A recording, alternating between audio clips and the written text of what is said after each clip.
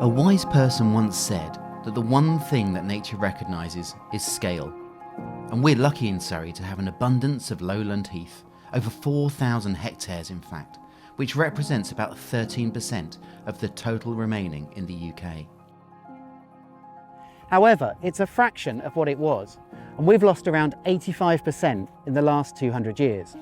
And what's left is fragmented by roads like the A3, the M25, the M3, and railway lines as well. When an area is cut off, the wildlife living there becomes trapped, like on an island. For creatures like the adder, sand lizard, or silver-studded blue, this can lead to stagnation of the gene pool and make them more susceptible to disease and wildfire. It also means that management of the Surrey Heathlands becomes increasingly important, because these areas need to be kept cleared and open to maintain their heathland identity. In this episode, we're meeting up with Will Kelsey and James Hurd from the Surrey Wildlife Trust to talk about an incredible project that is trying to solve this issue and connect Wisley and Ockham Commons with the UK's first heathland green bridge. And as always, we'll be looking at what we've spotted on and around the Surrey Heathlands this month. But in the meantime, I'm Phil, this is James, this is Will, this is Duncan, and this is Surrey Uncommon. So we're here on Ockham Common, and we're a stone's throw, or should I say an adder's slither, from the A3 and the M25 behind us. And this is the location for the now famous Green Bridge. And I've been joined by James and Will from the Surrey Wildlife Trust to talk about the bridge and why it's here. So guys, thanks for joining us. Absolute pleasure. Absolute pleasure. So let's kick off with, I suppose, good question. Why is it here? Why is it here? Well, if you rewind the clock, the A3 was just a dusty, sandy track that had the odd horse-drawn cart going up and down it. And nature, wildlife on Wisley or Ockham Commons would have easily crossed across that sandy track. As time has gone by, there's more people, we've widened the road, we've widened the road, we've widened the road. And it got to a point where it became a totally impenetrable barrier for species on Ockham to go and meet species on Wisley. National Highways submitted a nationally significant infrastructure project proposal to improve the safety and the traffic flow at Junction 10. We were involved in those projects because the ground is owned by the County Council. We manage the SSI and SPA element of the site on behalf of the County Council. And we saw an opportunity to look at how they could replace the bridge that was here previously that they had to take down because of the widening of the road and had to replace, how they could therefore potentially consider replacing that with green infrastructure to reconnect Wisley and Ockham for the first time since the A3 was that sandy little track that had horse-drawn carts. Amazing. So that's the idea behind a green bridge. So a green bridge is, what would you say, what is a green bridge? What's the difference between that and, say, your average road bridge? I think it's a structure that has suitable habitat on it that gives nature the ability to transverse a barrier without restriction. So it doesn't matter here whether I'm a deer, an adder, a badger, a Dartford warbler, a spider. All of those species can use this habitat on the bridge to remove the barrier, which is the A3. And I think that for me is something that the more animals and species that can use it, the better the green bridge is. And obviously the green bridge here, it's in two parts. There's a road, obviously, which means that people can travel backwards and forwards. But then the habitat area is over to one side. Yeah. And kind of what happened here? What have you done here to make it sort of so that, I suppose, so we can look at sort of things traveling across it? So the bridge itself is a 30-metre wide span. As you say, there is a road that's on it. It's what's called an NMU, that stands for a non-motorised user route. But the NMU provided public access to get around all quadrants of the site much more easily than they did prior to any of this work happening out. So it's improved connectivity for people as well as for nature. The 30-metre wide span of the bridge, between 20 and 25 metres of that is Lowland Heathland habitat. The edge kind of meanders a bit because aesthetically it's a slightly more appealing line. So at its narrowest there's about 20 metres of heathland, at its widest about 25. And the construction project was to build the bridge itself, and then take heather turfs from both Wisley and Ockham, lift those turfs, place them on the bridge. There's a sandy substrate that also came from the site to build up that substrate as a result of the road widening and things, so that formed the base. The turfs sit on top. So you've got about 700 or 800 mil of depth of substrate plus vegetation and turf on the bridge. So it's not actually that deep here? No. Okay. And what sort of things will that sustain? Should we go and have a... Yeah, of course. So I can see we've got we've got like sapling, silver birch coming up here, but mostly it's heather. Yeah, it's predominantly heather. There'll be, as you'll see as you go around, there'll be a number of mosses and things in there. You have got some silver birch, there's a bit of Scots pine in there, there's gorse. There'll be some acid grasses, so there might be bristle bent and stuff like that in there. One of the advantages of taking the turfs from either side is we've kind of massively expedited the process of establishment here. We have got a habitat here that is very usable straight away for a lot of heathland specialist insects and animals, because the ecosystem is basically ready to go. We just need to give this, hopefully we get a bit of rain sometime soon, but we just need to give a bit of time for these turfs to bed in, and then once it's bedded in and established, we'll be going great guns. So James, the bridge is obviously behind us up here, and this area here you've completely cleared, some would say flattened. Why is that? So what used to exist here before the open ground that you can see now was a lot of Scots pine, and that overstood a bracken understory. So you can see remnants of it in some of the fringes around here and off in the distance there. And what you had there was basically two species, Scots pine and bracken, and that was it. So ecologically really lacking in biodiversity, and those habitats weren't supporting a massive amount of wildlife either. And the Scots pine trees were here as a former plantation crop, it's a hangover from the war. So post the war, Britain wanted to try and become a bit more self-sufficient for the timber industry. So we planted a load of Scots pine trees. They do very well on these sandy, acidic, free-draining soils. The problem with Scots pine as a crop is it takes 40, 50 years to harvest it. So it's not like a bunch of carrots in a field, sow them, and then a few months later you harvest them. This is a decadal process to harvest. In that period of time before we were able to harvest them, the world changed. We didn't use as much timber because we use concrete and steel and other materials. They're quite invasive, they do too well out here, and they outcompete the heathland. So what we've done here is working with partners on the project, taken a load of the Scots pine trees out. We've left a few specimens in, scraped off the humic layer. So in some places there was 30 or 40 centimetres of bracken and Scots pine needle litter underneath it.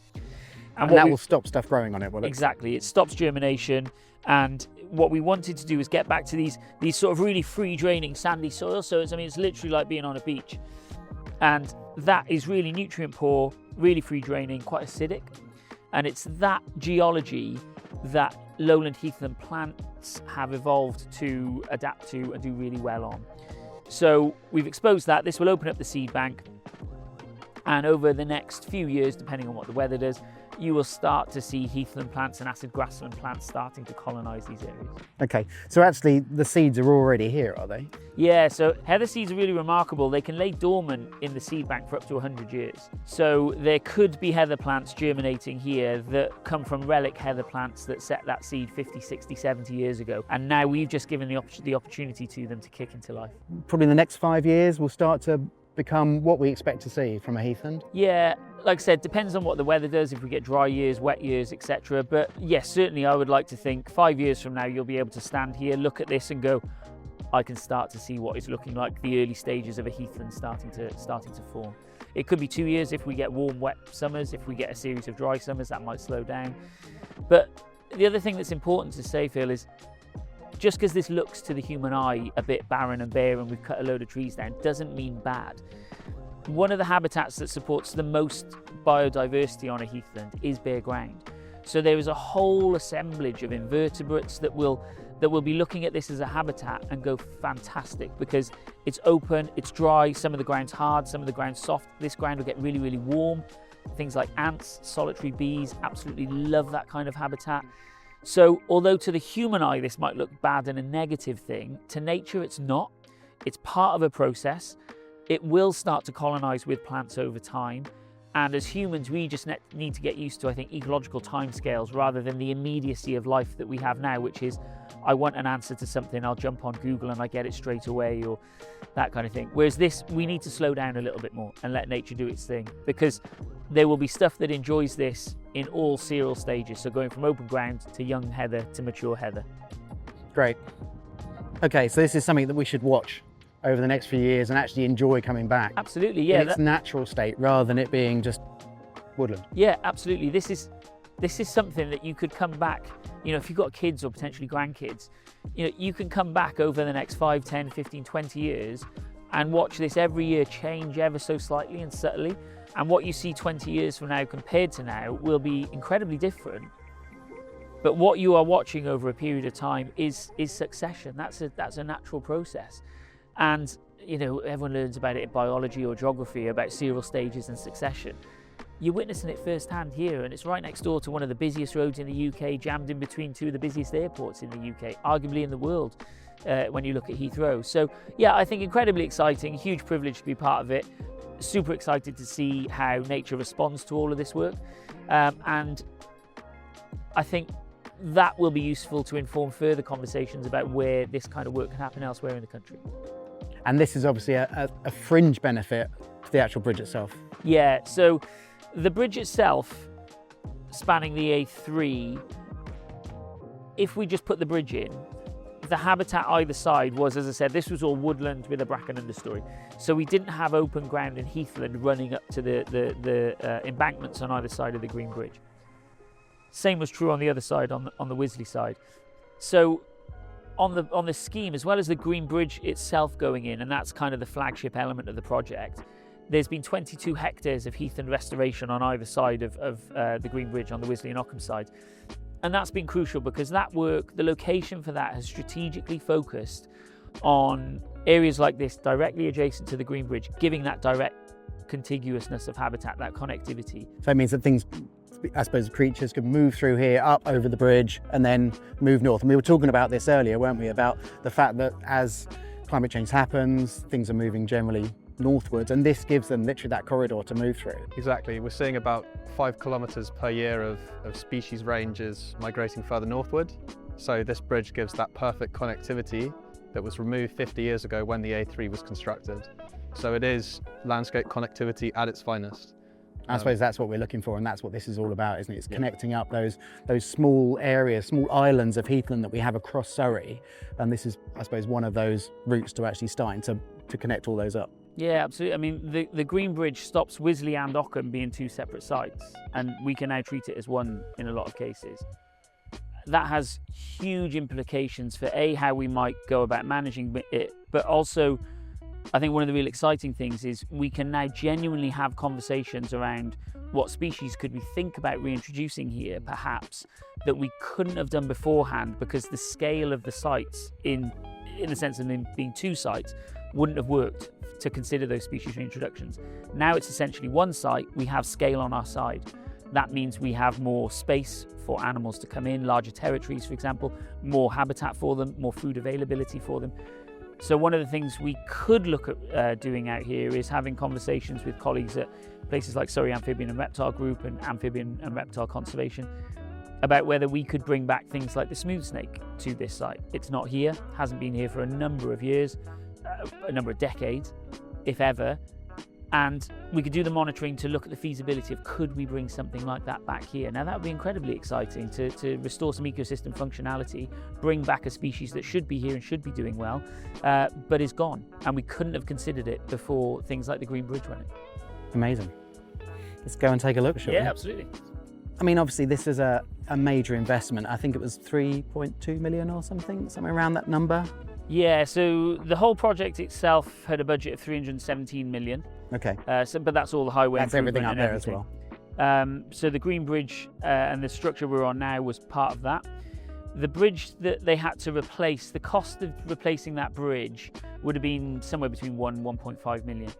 And then what we did in conversation with them as the Wildlife Trust, the County Council, National Highways and others, We got around the room and said, well, if we added a greening element to that bridge that's got to go in anyway, what's the additional cost? And that additional cost was to the tune of about 3.7 million. Okay, 3.7. And we've got the UK's first Lowland Heathland green bridge, and Wisley and Ockham connected for the first time for decades and decades. And I suppose we should say that, so across the country there's only 3 others green bridges. Yeah, there are currently, I believe it's 4. So there's one in Cornwall, one in Kent, one near Chester, and then this one here in Surrey. And there's one other in development, I believe, near Gloucester. Okay. But if you compare that to a country like the Netherlands, which has similar population Hundreds, density, yeah. we're talking near on 300. Yeah. So, you know, the UK has some way to go, but this is a great start. And I suppose we're sort of scuppered in some ways by sort of, aging infrastructure and things that make it difficult and expensive to put bridges like this in. Because I suppose this was a great opportunity, almost not to be missed. Surrey Wildlife Trust were instrumental in kickstarting that conversation. Yep. But it has been a complete team effort. Once that idea was thrown into the conversation, everyone was very open. National Highways, it had big support from them. There was no guarantees, but it had big support to explore the opportunities. The County Council were very supportive. Other external groups like RSPB and things were very supportive. So everyone was willing and keen. It was the but how was the bit that we had to unpick. The interesting thing here is, because this scheme was going to go ahead anyway because of the primary driver being road safety, I say but all we were doing here was bolting onto a scheme that was going to happen anyway. I think the challenge that we might have faced was, if we just wanted to do this in its own right, that might have been, in the way things are currently set up, a more difficult hurdle to overcome. But everyone's aware of that now, and I am having conversations with relevant groups to say, how do we stop that being so much of a barrier as it is now? Yes, we can bolt on stuff, that's great, but what about on sites? Take Ockham Common, where the M3 cuts through it. Yeah. How do we go about connecting that if there isn't a highway improvement scheme going on that we can bolt onto? Because wouldn't it be great if we reconnected up some of the habitat on one of the national nature reserves in Surrey? I mean, that's a bit of a no-brainer if you ask me. The heathlands in Surrey are little islands on their own right, and these projects are really important to try and bring together. I think you mentioned to me last time we met that nature recognises scale and scale and connectivity. And that's what's lacking, I suppose, across the heathlands in Surrey. Oh, without a shadow of a doubt. I mean, most of our heathlands in Surrey are over towards the west, running north-south. They do creep sort of into central Surrey as well, and 1 or 2 over in the east. But broadly speaking, it's in the western half of the county, and especially when you run down then into Hampshire as well, moving out of the county, really good blocks of heathland. If you look at old sort of John Rock maps from the 1600s and things, and you look at that landscape, loads of them were connected. They were one big block of heathland.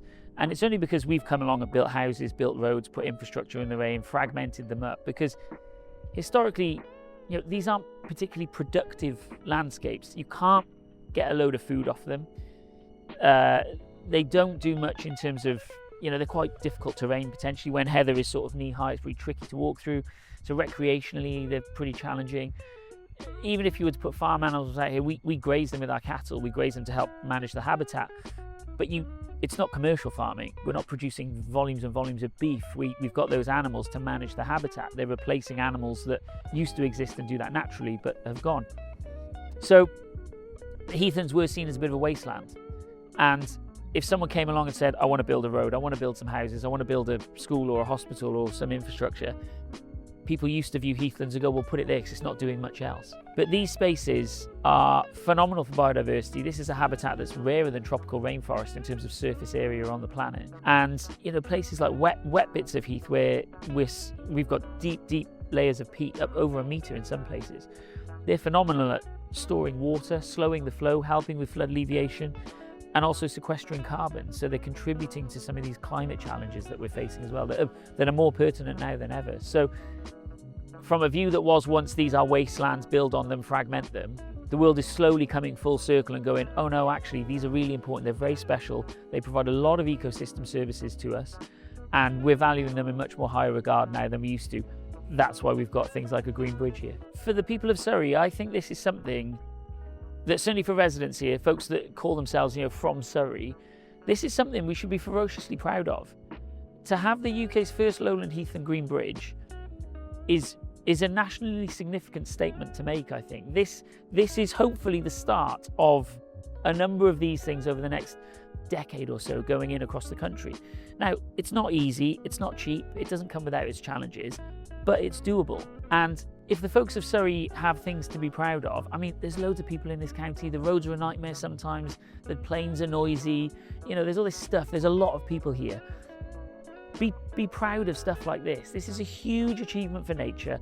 Come and enjoy it, come and see it, come and embrace it, and be proud of it, and tell people how wonderful it is, because this is a bit of a turning of the tide, I think, for this kind of conversation in the country, and it's happened on our doorstep in Surrey. Okay, so before we get into any more detail, with spring in full flow, let's see what we've spotted on and around the Surrey Heathlands this month. I'm just at the top, the high point of Ockham Common, and just looking in the view, taking in the view, and it's absolutely gorgeous day today. Bright sunny day after another week of kind of mixed weather, but how gorgeous is that? We don't often think about having sort of high points in this part of Surrey, but you can see here that this part of Ockham Common you do get up a bit higher, and you have this gorgeous view over the model aircraft flying field, and then back, like I said, all the way back to Woking there in the distance. So we talked about the wood ants I think a couple of episodes ago, and I'm over on Horsell Common at the moment, and they've woken up, but they're also in the process, it looks like, of moving the nest. So the nest was over there, that small pile down there, just down there, and now it looks like they're all moving out. They're moving over here. You can see them all swarming over here on this sunny bank. So I wonder if they're going to build a new nest here, because obviously being down there, you can see how green it is. That's where the water was. So now it's over here. Be a bit sunnier, maybe a bit higher, but actually look along here. You can see over there. Look at that. Literally thousands of them. Look at that seething mass.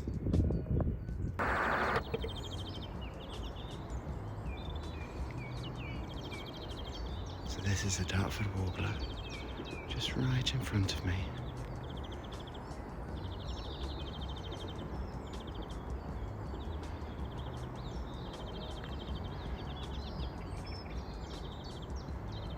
See it twitching around there. So here we have a skylark. You can see how well camouflaged they are up here in McLaren Field. Just sat there in the grass, not too far away from the path. I can hear others singing nearby. It just goes to show that they are here, hunkering down in the grass around the park here. Really difficult to see and spot.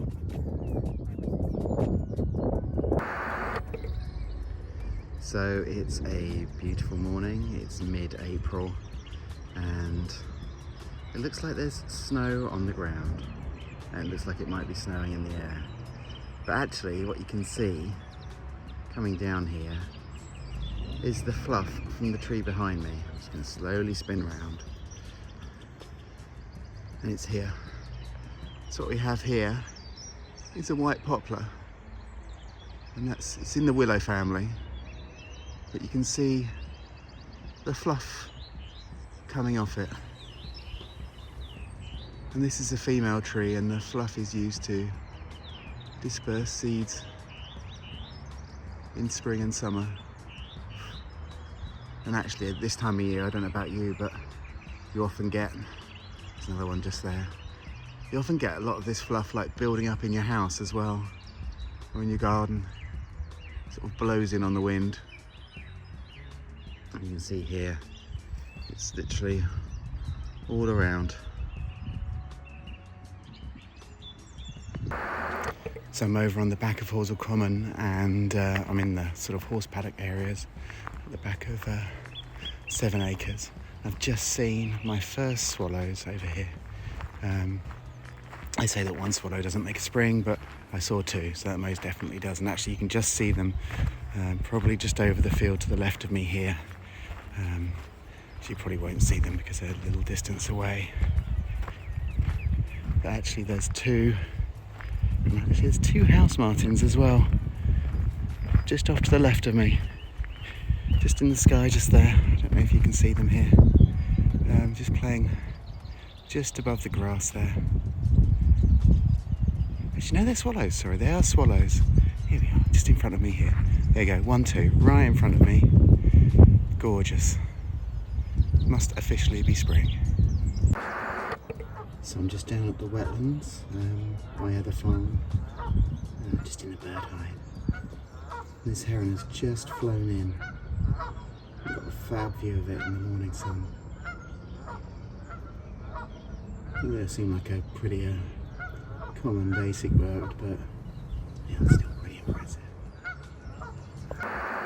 So we're here on the bridge itself, and on one of these parts that looks like a path, but it's not a path, is it? So tell us what this is for and kind of what sort of wildlife would it be expecting to be using the bridge? Yeah, so this sandy sort of trace here that we're on is installed to provide really good nesting habitat, breeding habitat for sand lizards. So on the Ockham side of Wisley and Ockham Commons, we have, working with Amphibian and Reptile Conservation, done a sand lizard reintroduction about 2 decades ago. The population of sand lizards over there is doing really, really well. So what we would love to see as part of the Green Bridge is one day start recording sand lizards on the Wisley side of Wisley and Ockham Commons, because that means the only way they will have been able to get from Ockham to Wisley is via the Green Bridge. So one of the real testaments of success is when we start recording sand lizards out there, because the only place they could have come from is the other side of the road. This is to, like I said, provide them with the habitat so that when they start coming over this way and they start finding the bridge and they start moving up here, if they want to hang around on the bridge and start colonising here, they've got the opportunity to do that. So it's really important that people don't see these sort of sandy traces as paths or routes to go walking on, because this is prime sand lizard breeding habitat. So we have got signs around the fringes asking people to keep off, and especially if they've got dogs and things, really, really important. But yeah, at the moment it's just gone in, so we're fine to be here because there aren't sand lizards here yet. But yeah, as time goes by, hopefully this will be teeming with breeding sand lizards. Amazing. And I can already see like sort of ants, obviously already got nests here, which probably came up with the turfs when they were brought up. What else would we expect to sort of find using the bridge? Oh, there'll be all sorts. I mean, all of the 5 of the 6 reptile species that we get, native reptile species that we get here, will use it. So common lizard, slow worm, sand lizard, grass snake and adder. We don't have smooth snake here. So they'll all use it. Like I said, you've heard ants, so there'll be a whole host of invertebrates out here. I've seen solitary bees, loads of spiders out here at the minute actually, which will have come in with the turfs. The floristic diversity is obviously here. We're going to have monitoring in place to look at the invertebrates that are using the bridge. There's camera traps up here now to look at what larger mammals, I say large, but deer, foxes, badgers, etc. Using the bridge. We're going to be doing some bat monitoring to see whether bats use the bridge as a crossing point over the A3 more than the open bits of road.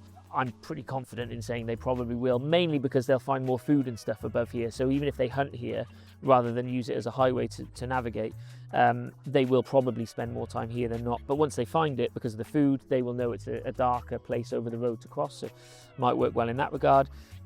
We could have birds breeding on here, in time, Dartford warblers, woodlarks, nightjars. So that's what's quite exciting. I know the heathlands species that we will get and that we do have on the common, but what we'll start using the bridge is the slightly unknown question. So that's going to be the exciting bit, and then the monitoring on here is going to be really, really interesting. And what's with the trees here? Is that just to provide some shelter for invertebrates? And yeah, I think that's part of the bigger piece of providing shelter to invertebrates. It's also that wood will rot down, so I imagine there'll be a certain amount of like mycology, mushrooms and fungi in there. So rotting that down into the soil can only do good things. But yeah, I think it's part of a sort of landscaping piece, but I think there is some ecological merit to it. The rocks and those sorts of things, yeah, exactly. It's just to break things up a bit. I mean, you can already see how the birch have really started to colonise here. Same with the pines that are starting to come up.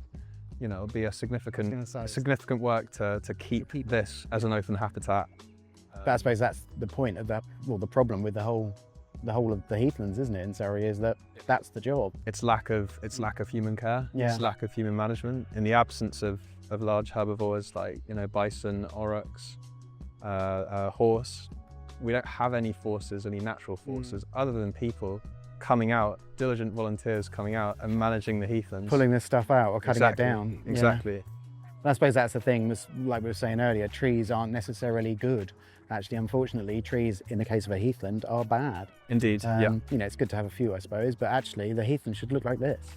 Exactly. That more sun-loving habitat brings in those specialist species, like James was talking about. These sandy tracks that are not footpaths, but are for the sand lizards, they can get up to 15 degrees hotter than the surrounding vegetation. So if you're a cold-blooded reptile, that's the first place that you'll go to, and the most obvious and heat-efficient way of getting across a landscape. And when you're out on heathlands looking for reptiles, you're always looking for reptiles on the edges of, you know, it's always at the edge that nature likes to be. So they would never be in the middle of a heather pile. They'd always be just on the edge of the path when things open up. Okay. So the more that we can do to keep those heathland habitats dynamic, keep them ever shifting like a mosaic, the happier those specialists will be. So we're on the other side of the bridge now. We're on the Wisley side, and so we've sort of travelled over the bridge now. But have you seen anything else travelling over yet? Has anything come over this side that shouldn't be here or that wasn't here before? No, we've had deer and foxes and things on the trail cams on the bridge, and as I say, there are some animals, some invertebrates, ants, spiders, etc., that have moved in with the turfs as we've translocated those. But this has only been in for a matter of months. And we've only really just, you know, in the last few weeks kicked into spring when animals are really starting to wake up and move around. So really early stages, we haven't seen much yet. But that's actually a really good thing because we're trying to monitor to see what will start using it. So if our baseline information is pretty low and sparse, A, that's what I would expect given everything that's gone on. And B, it gives us a fairly exciting blank canvas to look to build on from there. So we haven't seen anything radical yet, but that doesn't mean it's not exciting. And I suppose there's years to monitor ahead, so... Yeah, like I said at the start, don't think human timelines, think ecological timelines. That's been there months. Ecological timeline, that's like a blink of an eye. It's totally irrelevant. Give this a few years, monitor it over that period, see what happens then. And that's when we'll start to get some really, I think, quite interesting and exciting data. Amazing. And here we are, I suppose, and this side, you've done the same thing, cleared it all. Yeah. Ready for it to regenerate back up again. Exactly that, yeah. So all this bare ground here, you'll see this is going to be another another enhancement area. So you'll be able to see off in the distance there, we've got heathland that currently exists. Some of these mounds that you can see are the humic layer parts of the humic layer that was scraped up. So that'll all be leaving site. It looks barren, it looks open, lots of bare ground, but that will regenerate. We'll be keeping on top of the management and making sure we steer it in a direction. So if there's any issues like too much Scots pine or too much birch or whatever, we'll keep on top of that, and we'll be able to see how it goes. So the bit where we took the turfs is just off to the left here.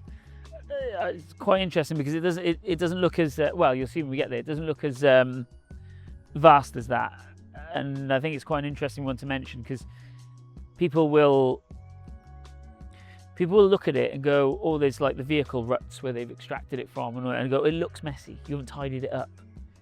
But the point is, there's loads of variety and randomness there.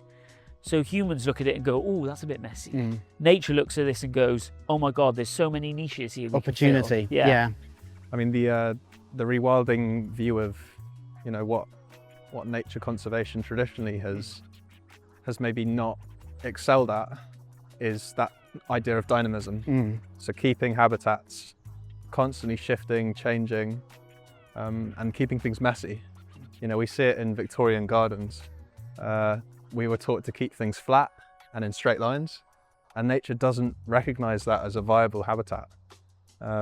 We need a bit more mess. We need to sort of it's called ecological untidiness disorder, and we need to sort of unteach ourselves a bit and recognize that, you know, it's meant to be messy. Yeah, it's okay. It's okay to be messy. Yeah. I mean, naturally, what would have created bare earth in this landscape would have been things like wild boar rootling around in the ground, would have been wild horses, would have been bison dust bathing, you know, creating those big wallows. I saw a great video the other day of Kent Wildlife Trust, their bison project. One of the bison doing exactly that, wallowing in this amazing scrape. And that's a perfect habitat for lizards to warm themselves up in the morning. So obviously to put the heather on the bridge, that has to come from somewhere. And it may seem to many people that actually the process of doing that is quite destructive. But actually what you're saying is something completely different. Yeah, I mean, it wouldn't be unfair to say there's a destructive element to it, but when you remove the turfs from an area, you are creating bare ground and you are creating new heathland somewhere else. So we're stood in an area where they took heather turfs from. So on this side, some of the heather turfs that used to be here are now on the abutments adjacent to the Green Bridge. And what to the human eye might look relatively messy or untidy here, and therefore potentially a negative thing, for my money is absolutely not. There are some edges where turfs have been taken where the turfs are cut really, really clean, and it's a very neat, clean, you know, 20-30 centimetre sort of soil face that we can see. There's other areas where the ground will have been compacted a bit more because the vehicle will have drove over it a bit more. There'll be other areas where it's super soft and light and fluffy like a sandy beach. And then we've got areas where the machines have turned and they've gone into it slightly deeper, and we've got little wet patches. There'll be patches that are dry. And the whole point behind all that is there is so much randomness and variety in this little pocket. Nature looks at that and goes, there are so many different niches that we can fill. Different species will capitalize on different aspects of everything that's been created here. So messiness doesn't necessarily equal bad when it comes to nature. It's just providing tons of variety, tons of niches, tons of habitat, tons of opportunity. And the more of that you provide, the more biodiversity you'll be able to support. So I mean, I suppose your job is literally outside your front door then. And you Yeah. must get to experience this common like at every stage of the year. Yeah, there's pros and cons. The fact that I'm never really away from work means that I'm normally one of the first people on the phone call list. And funnily enough, before we obviously started filming this today, one of the sites that we manage has got a fire on it, so I'm kind of checking the phone in between our shots. And you know, if that were to spill over into the evening and things, then that would be a thing I'd have to potentially get involved with. But it's the nature of the job. It's not something that's, you know, turn up at 9, leave at 5, turn the phone off and work goes away. It is a vocation, and I suppose I'd probably say it's a bit like someone who works in the NHS. There's a lot of nurses and doctors there that go above and beyond because they care about their patients and they care about their job. And they want to do a job well done. And it's the same for us that work in nature restoration. We do it because we care. We do it because it's a way of working that we absolutely love. And we picked a gorgeous day on a beautiful site with the UK's first Lowland Heathland Green Bridge. And unsurprisingly, you've got an amazing job. It's the jackpot. Yeah, absolutely. Absolutely. How do I get into this industry? I experience it as a job, but everyone can come and experience it as a human being, right? So come out here, see these spaces, respect them, take an interest in them, ask questions, get in touch with the trust. Super privileged to have the amount of biodiversity and wildlife we have in this county. 1.2 million people in a relatively small space. Get out there and enjoy it and respect it and stay curious with it, because it's so important that we have an appreciation and a respect for these areas, and we amplify the noise that perhaps they can't make for themselves. And I suppose there's the big thing that if we don't look after them, then they'll go. Because if they're not managed, they'll just turn into woodland and then they'll be built on. And Yeah, I think that's a really interesting question actually, because at Surrey Wildlife Trust and lots of wildlife trusts now, we're focusing on moving from nature conservation and moving into nature restoration. And that's because if you like nature conservation, to put it crudely, you could say we had a bunch of nature reserves in the county. So the Surrey Wildlife Trust manages over 60 reserves in the county, and we've been around for 67 years. We're not far off our 70th. And the whole time we've existed, nature in the county has gone in the wrong direction. Biodiversity's gone in the wrong direction. So you could critically turn around and go, what we've been doing hasn't worked. That wouldn't be an unfair assessment. And it's a question we're asking ourselves, you know, have we done enough? And if we haven't, what do we need to do to change to make our impact greater? Now, it's not just all on our shoulders, it's on everyone's shoulders. But we're now moving to nature restoration. So looking at how we can restore species into these ecosystems to restore ecosystem functionality. last time I checked, before nature conservation was even a thing, nature knew how to do nature. So you could argue it doesn't need us. What we've done is come in, mucked around with it because we've wanted things from nature. That's upset the balance, and that upset balance is causing us problems now. So all we're trying to do is restore some of that balance, let nature do what nature does, and then we'll have to do less of it. We'll have to garden nature less because it doesn't need it. It's challenging, it's interesting, it's exciting. There's still a bit of a way to go, but we are making lots of progress in some areas. And yeah, things like the Green Bridge going in, I think are markers of how modern day life can absolutely knit together with nature. It should never be nature or this or nature. We've got to start looking at how we mesh everything together in a very coherent, holistic way, because there is space for all of this stuff to happen in unison. Amazing. Well, James, Will, thank you so much for giving up your time today to show us the bridge and take us for a walk over here on Wisley Common, and be excited to come back in a few years' time to see absolutely. what's happened. Very welcome. Very welcome. Thank you so much. And hopefully that's been interesting as well. If you've got any comments you'd like to put, please put them down the bottom in the comments section, and don't forget to like and subscribe. And we'll see you next time on Surrey Uncommon.